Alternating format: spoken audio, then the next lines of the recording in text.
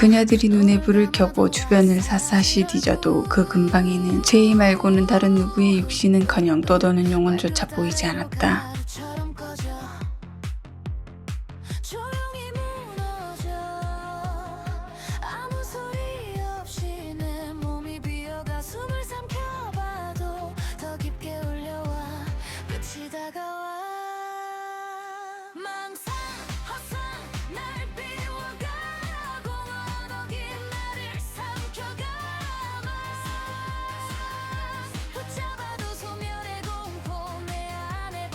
하여 같이 있어야 할 이의 행방은커녕 생사도 파악하지 못해 썩 내키지 않았어도 우선 도움을 청하는 게 급선무라는 판단에 무거운 발길로 하산을 서둘렀다. 그러면서도 주변을 살피는 걸 멈추지 않았지만 역시 마찬가지로 그 길에서 무엇도 만날 수 없었다.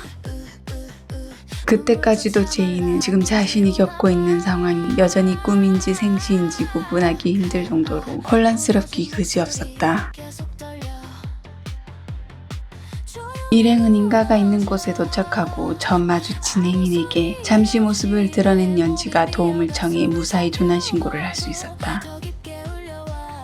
그리고 나서야 그날의 모든 일의 주체자인 그녀가 꿈이 아닌 현실임을 겨우 각성하고 의아함을 품기 시작했다. 제이는 흔히 귀신을 봤다거나 또는 죽은 자와 대화한다는 풍문으로 떠도는 이야기를 심심치 않게 접해왔지만 딱히 그걸 뒷받침할 근거는 없었고 무엇보다 직접 겪은 적이 단 한 번도 없었기에 그저 착각이나 망상 또는 지어낸 신빙성 없는 이야기쯤으로 여기고 대충 흘려들었었다. 그런데 실제로 그것도 자신의 눈앞에서 망자와 산자가 버젓이 대화하는 일이 일어난 것에 그치지 않고 도움까지 받게 된 믿기 힘든 현실에 놀라움을 감출 길이 없었다.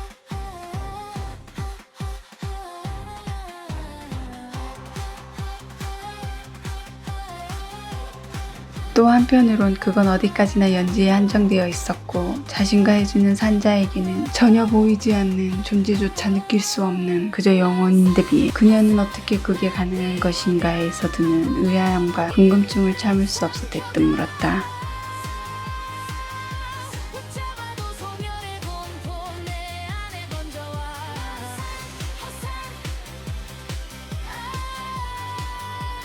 제이의 말에 담긴 의미를 더 묻지 않고도 단박에 이해한 연지는 그녀가 거기에 깊이 파고들지 않길 바라는 마음에 별일 아니라는 듯 가볍고 심드렁하게 대꾸했다.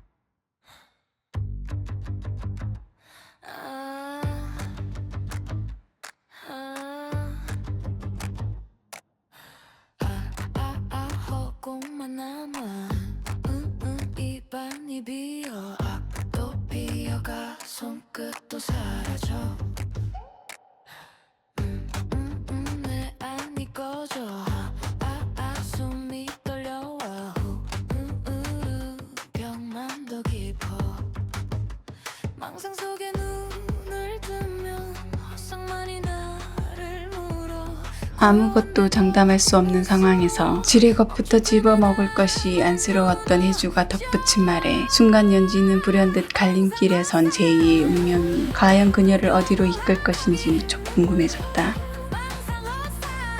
그 시각 제이는 구조만 되면 무사히 육신으로 돌아갈 것이라고만 생각했는데 그대로 망대로 남을 수 있다는 말은 더할 수 없는 불안이 되어 내리에 박힌 듯 눈에 띄게 불안정한 모습을 보였다. 그러자 혜주가 진정시키기 위해 나서서 급히 화제를 돌렸고 그건 어느 정도 효과가 있는 듯했다. 그녀의 물음에 제이가 안절부절 못하며 다소 산만해 보일 정도로 움직이던 작은 동작들을 순간 뚝 멈추더니 벼랑간 엉뚱한 대답을 내놓았다.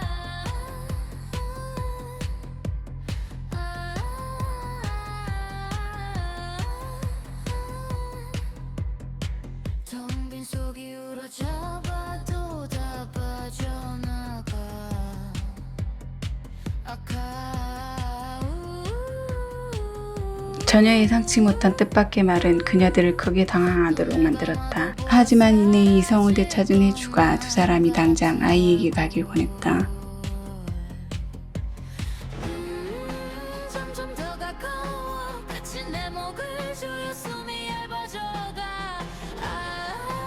아무것도 남지 않아 허상만 밟는 발끝 떨어질 것 같아 그녀는 어차피 들어가지도 못하는 육신을 지키며 시간을 허비하는 것보다 지금 시급한 건 아이의 상황을 먼저 확인하고 그에 따라 조치하는 것이 우선이란 생각이 들었다. 그래서 만약 부모가 아이를 혼자 두고 간 상태라면 누구에게라도 도움을 청해야 하는데 그건 자신들 중 유일하게 산자의 일에 개입할 수 있는 연지만이 가능하여 따라가는 것이 좋을 것으로 판단하고 혹시라도 발생할지 모를 이변을 대비해 일단 자신은 남아 그곳의 상황을 살피기로 했다. 더는 못 버텨 소녀의 그림자 내 뒤를 붙잡아 발끝부터 식어 도망칠 틈도 없이 숨이 그렇게 연지와 제이는 혜주와 영혼을 잃고 사경을 헤매는 육신을 뒤로하고 어린 딸이 있을 집으로 황급히 향했다.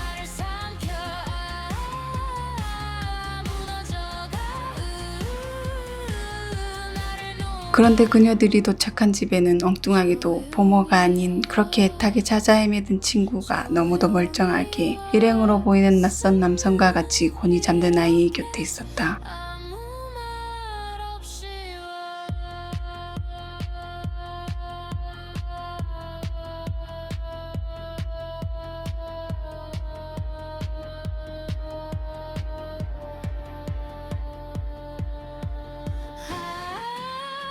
부서진 채로 통곡 속에 나는 떠나가 망상 쌍욕이만 남아 상 끝까지 와 사라져가 나를 놓아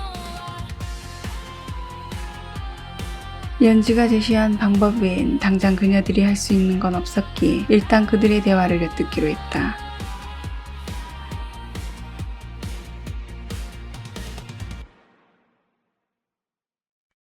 이어 알게 된 충격적인 사실은 제이뿐 아니라 연지도 분노케 했다.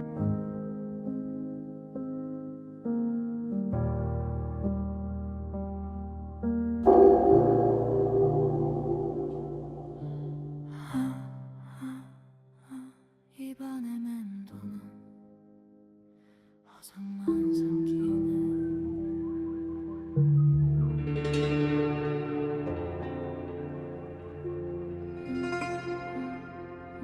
텅 빈 그릇처럼 나는 비어가네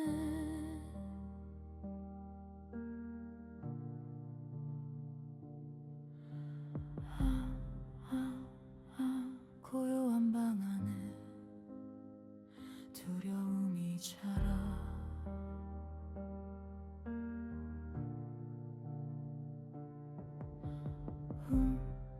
제이는 창업을 꿈꾸던 미혼모였다. 그녀는 자신만의 브랜드를 가진 작은 커피숍을 차려 딸과 함께할 행복한 미래를 위해 주말과 휴일까지 통틀어 밤낮 없이 일해 악착같이 자금을 모으며 꿈을 키워가고 있던 와중 미리 다양한 아이디어와 정보를 얻기 위해 그런 사람들이 모여 소통하고 공유하는 인터넷 카페에 가입하게 되었고 거기서 수아를 만났다. 가입 첫날 모든 게 낯설고 어색한 온라인 공간에서 수아가 먼저 친근하게 다가갔고 제이는 그런 친절에 쉽게 마음을 열어 두 사람은 금세 꽤 가까워지며 어느샌가 현실에서도 가장 친한 친구가 되어 있었다. 그러나 그때 수아의 목적은 단순한 친구가 아닌 제이의 삶을 통째로 훔쳐 그녀로 사는 것이었고 그걸 이루기 위해 긴 시간 가진 핑계를 대고 친구인 척 곁을 맴돌며 기회를 엿보고 있었던 것이었고 얼추 자금이 모인 것을 알고 계획을 실행했던 것이었다. 친구라고 믿고 의지했던 이의 악랄하고 추악한 민낯을 알게 된 순간 모든 이성의 끈이 끊어진 제이가 처절하게 울부짖었다. 그런 모습에서 연지도 자신을 죽음으로 내몰았던 그들을 떠올렸고 그로 인해 그때 느꼈던 분노와 중어가 다시금 덮쳐들려 있다. 하나 그보다 더 큰 또 다른 무언가가 그것들을 몰아내고 순식간에 그녀의 내면을 몽땅 차지하고 모든 걸 통제한 후 마음대로 조종하기 시작했다. 그것은 눈앞에 원수를 두고도 아무것도 할 수 없는 처지로 사무쳐만 가는 원통함에 미친 듯 발악하는 불쌍한 영혼을 향해 차갑고 서늘한 목소리로 말했다.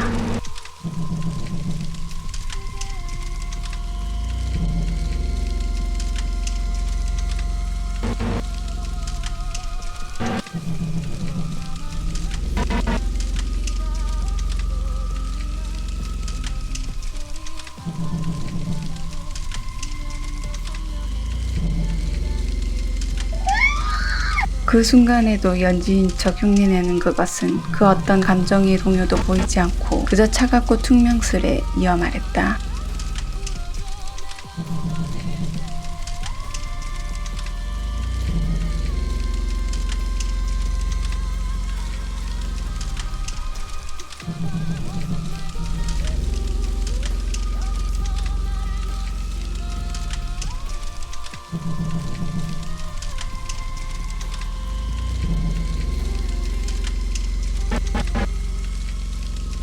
그것은 제이가 이성을 잃은 순간을 틈타 자신의 허기를 채우려 했고 그녀 또한 마음으론 이미 골백 번 더 찢어 발겼기에 옳고 그름을 판단하는 건 의미가 없어 마다할 이유 같은 건 전혀 없었다. 아니 오히려 그래주길 간절히 바라고 그들에게 처참한 말로를 선사하길 진심으로 부탁했다. 나를 불러줘.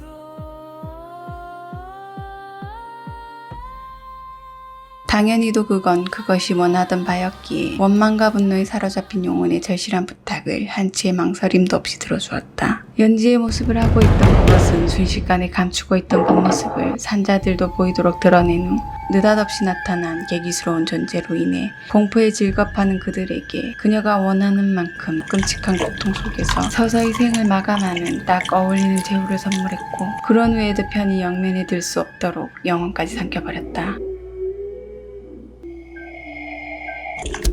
그런 결말에 이르기까진 그리 긴 시간이 소요되지 않았다. 그 밤 그 공간에서 벌어졌던 참혹한 일은 언제 그랬냐는 듯 그렇게 조용히 갈무리 지어졌다.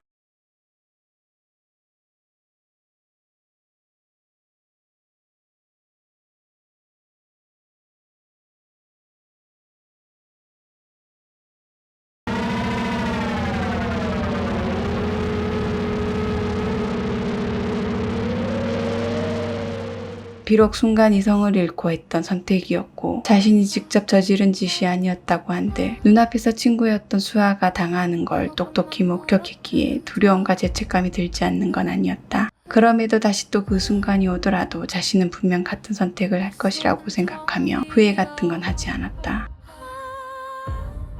연지는 그녀가 상인에 대해 마지막까지도 몰랐으면 했다. 하지만 그것의 뜻은 전혀 달랐기에 원하는 걸 빠짐없이 모두 알려주었다. 모든 건 제자리에 있었다. 사랑스러운 딸과 함께. 이제 제이 자신만 돌아오면 그뿐이었다. 다음날 누군가의 연락을 받고 온 부모가 아무것도 모른 채 고이 잠들어 있는 아이를 보호시설에 맡겼다.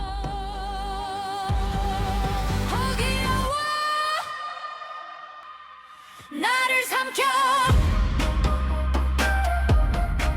허기야 와. 끝까지 와.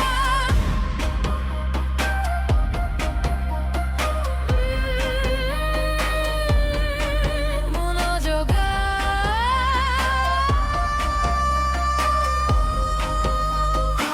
나는 여기 없어. 사라져도 남는 건 텅 빈 메아리뿐.